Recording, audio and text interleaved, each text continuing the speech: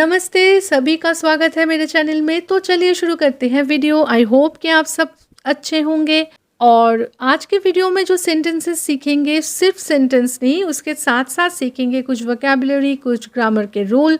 तो बिना लेट किए शुरू करते हैं वीडियो।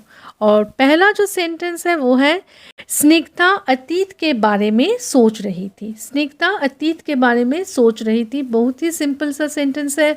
इंग्लिश में ट्रांसलेट करेंगे तो Snigdha was thinking over the past. Snigdha was thinking over the past, लेकिन यहाँ हम थिंकिंग ओवर के जगह में एक नया वर्ड सीखेंगे, वो है Snigdha was musing over the past.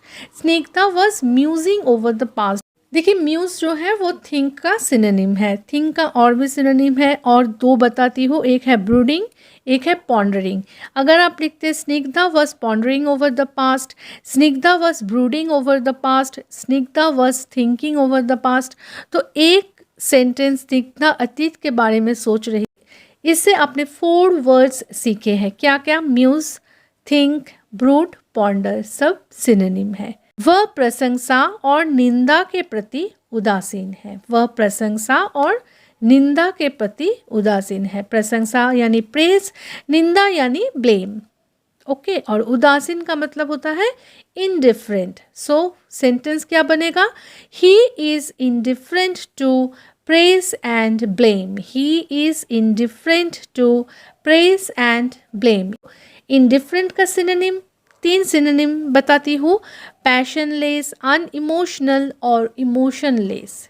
Okay, या फिर और एक बताती हूँ, वो है aloof.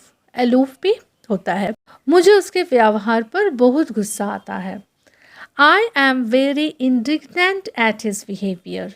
I am very indignant eight his behaviour. Indignant का मतलब होता है एंग्री। ओके, यहाँ आप लिख सकते थे I am very angry at his behaviour. Instead of angry we can use indignant. Next sentence, हमें अपने कुकर्मों का प्रायश्चित करना होगा, या फिर हमें अपने कुकर्मों का भरपाई करनी होगी। जो हम कुकर्म करते हैं उसके लिए हमें प्रायश्चित करना होगा, या फिर उसका भरपाई करनी होगी। तो we will have to atone for our misdeeds. We will have to atone for our misdeed. Atone का सिनोनिम क्या होता है? पे या फिर compensate. So we will have to pay for our misdeeds, और we will have to atone for our misdeeds. Next sentence, यह योजना जनता के लिए लाभदायक नहीं है। यह योजना जनता के लिए लाभदायक नहीं है। तो जनता का मतलब हो जाएगा पब्लिक, और लाभदायक आप बेनिफिशियल लिख सकते हैं, प्रॉफिटेबल लिख सकते हैं। तो सेंटेंस कैसे बनेगा? This scheme is not lucrative to the public. हमने बेनिफिशियल या प्रॉफिटेबल किसी का भी यूज़ नहीं किया, यूज़ किया lucrative. This scheme is not lucrative to the public. दुल्हन नए माहौल में बहुत अच्छे से बस गई है। बस गई है, कहीं पे बस जाना मतलब सेटल हो जाना, सेटल डाउन हो जाना, कहीं पे बस जाना। और माहौल मतलब एनवायरनमेंट, दुल्हन मतलब ब्राइड। तो सेंटेंस क्या बनेगा? The bride settled down very well in the new environment. The bride settled down very well in the new environment. अगला सेंटेंस, रस जग में है, क्या आप इसे गिलास में डाल सकते हैं? तो पहला सेंटेंस क्या है? रस जग में है। So the juice is in the jug. The juice is in the jug. क्या आप इसे गिलास में डाल सकते हैं? Could you please pour it into the glass. देखिए, नोटिस कीजिए, हमने ये नहीं कहा कि could you please pour it in the glass. किस प्रीपोजिशन का यूज हुआ? Into the glass. तो इन और इनटू फर्क क्या है? जब जूस जग में था तब हमने यूज़ किया इन, मतलब कोई चीज़ अगर कहीं पे रहता है तो हम लोग यूज़ करते हैं इन, लेकिन हम उसे डाल रहे हैं। ओके, जब हम जूस को डाल रहे हैं, एक जग से ग्लास में डाल रहे हैं, तो यूज़ होगा into. So could you please pour it into the glass.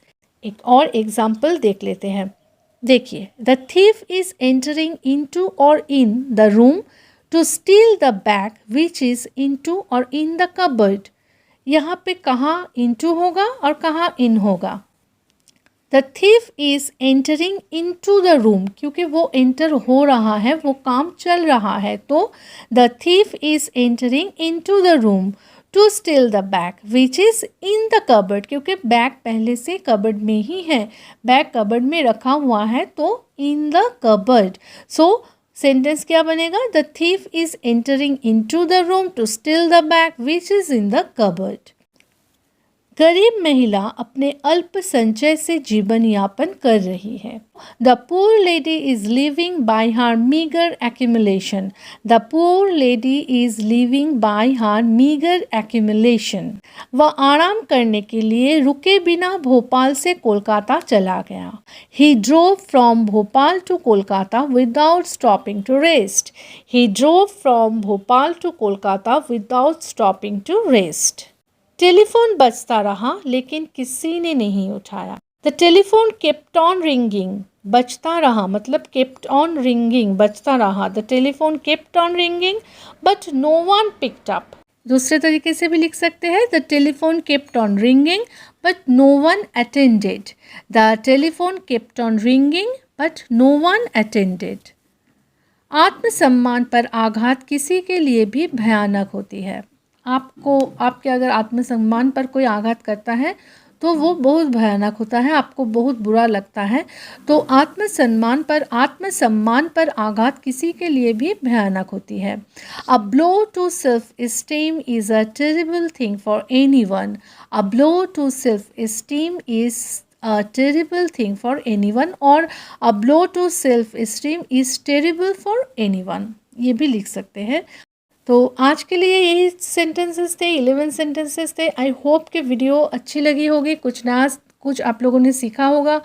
तो अगर वीडियो अच्छी लगी, पसंद आई, तो प्लीज़ एक लाइक करके, और नए हैं तो चैनल को सब्सक्राइब ज़रूर कीजिए। मिलते हैं नेक्स्ट वीडियो में। Till then take care, bye bye, thanks for watching.